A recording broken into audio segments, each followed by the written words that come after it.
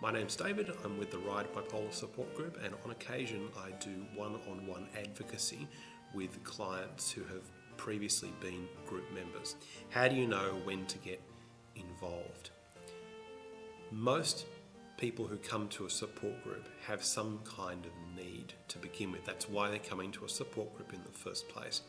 And so knowing when to get involved is about understanding whether there's a reasonable expectation that the client is going to have a modicum of support off their own bat, whether that's that they're able to advocate on their own behalf, and they seem to have done that effectively from time to time, whether it's that they've got a carer who's doing some work with them, whether it's that they're, for example, in the NDIS and there's already a support coordinator who's trying to help as best they can.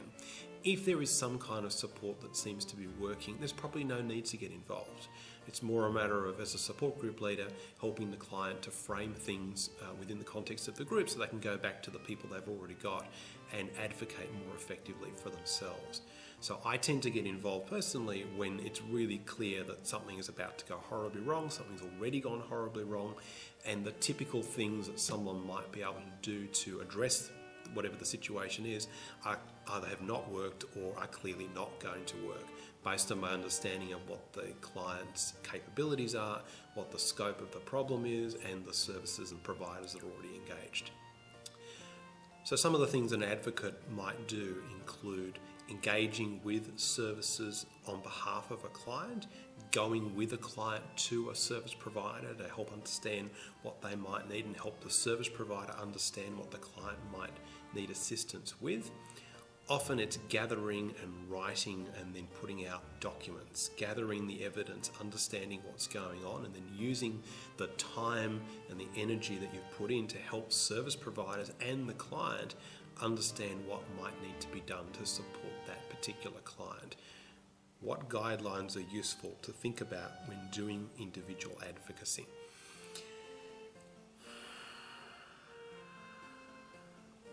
Because I tend to get involved in very complicated matters, there's often a lot of work that needs to be done. And so the main guideline that I would suggest is to keep in contact with supervision to make sure that things aren't getting too far out of control. In terms of written policies and rules, it's a really good idea to have an understanding of the rules that the service providers and the clinicians and others that you're working with are working under, so that you make sure you're not demanding things from them that are inappropriate. And so that's a really important guideline, to have an understanding of what you can reasonably expect and not to try and get blood out of a stone in circumstances where that's just not feasible. And then the third thing is, I think, to be guided by the client. Often, for me at least, I work with clients that actually need assistance to understand what they need, and so that's very much a process of give and take. But it's really important not to get too far ahead of the client, and to make sure that the client is at the centre of all the things that you are doing, even if they're not understanding the nitty-gritty of some of that day-to-day stuff that you're investing your time in. They've got to understand the strategy, they've got to understand where things are going, and they've got to be happy with the work that you are doing overall. So, being in advocacy can be very time consuming, but it can also be very rewarding. There's no money, there's never any money. I'm still looking for the leprechaun gold and I'm not going to find it, but there are some things you get. One of the things that you get as a support group leader is a lot of expertise and insight.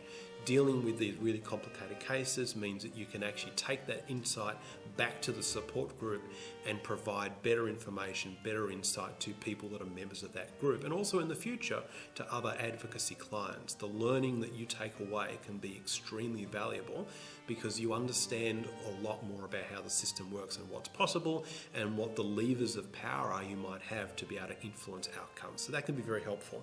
And then finally, it can be really rewarding to help contribute to the personal growth of clients, to be able to look back at an outcome that was good and say, I helped with that in my own little way.